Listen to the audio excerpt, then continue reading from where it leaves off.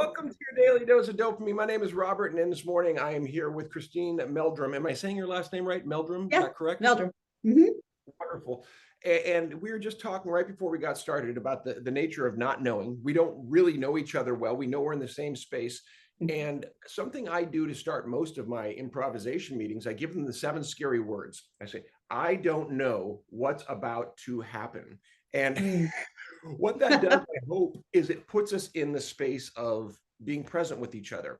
And Yeah. for Parkinson's, I think that's fitting because we don't know what's about to happen. Does that sound right with your experience about Oh Parkinson's? yeah. Oh yeah. So how do you That's approach the unknown in your and by the way, let's give a little background on your community okay. before we dive into that philosophical Okay. side.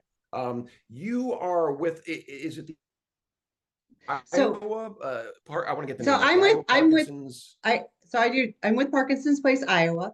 I'm right? kind of a sister to your Parkinson's Las Place, Vegas, Las Vegas. right? Yes.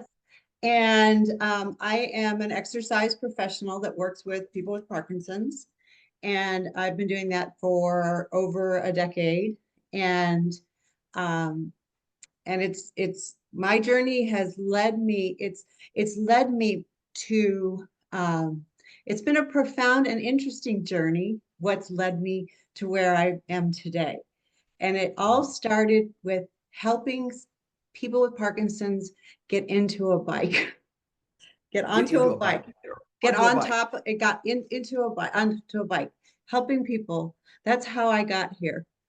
So was this a pedaling for Parkinson's class, or was it your It was own, it was just or it was a neurocycle class here in Iowa, and okay? I actually wasn't even teaching the class. I was just helping.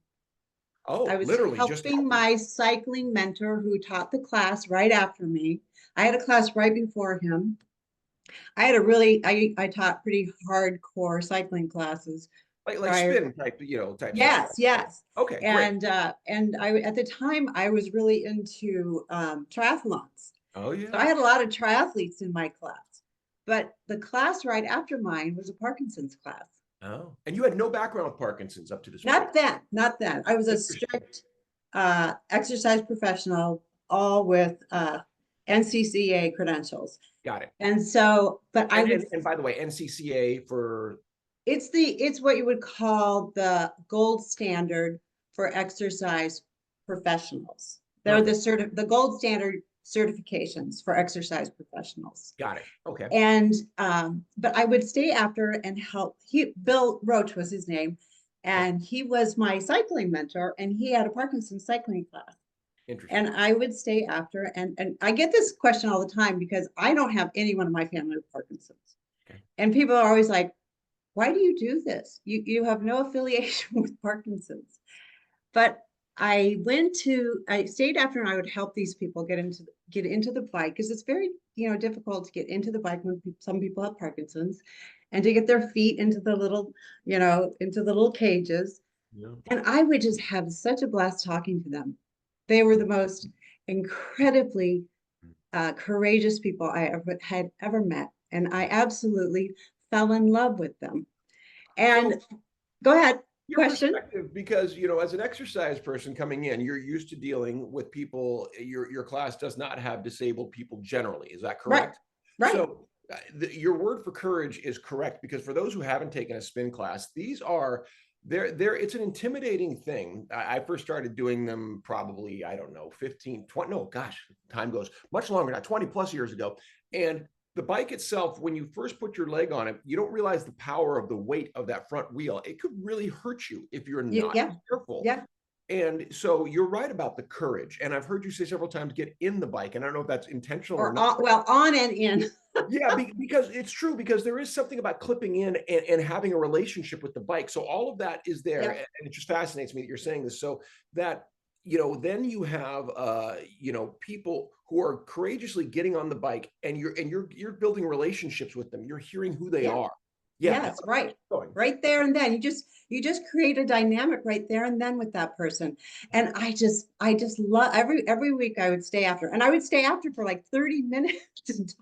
I would just be talking away. And I fell in love with them. And I tell you what really struck me the most is that My mother had strokes.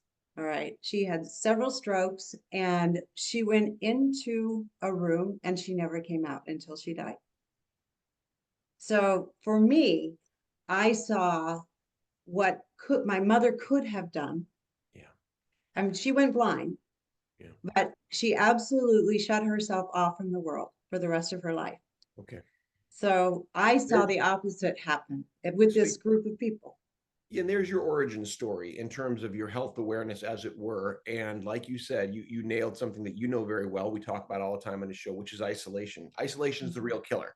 Yes. Um, so let's come back because isolation fits well into, I think, the framing question I was starting with, which was how do you deal with the fear of the unknown, the people that are, potentially isolating in Parkinson's, because clearly your class draws them out. Let's talk about that in the next episode. We'll see you in a minute. Okay. Okay. All right.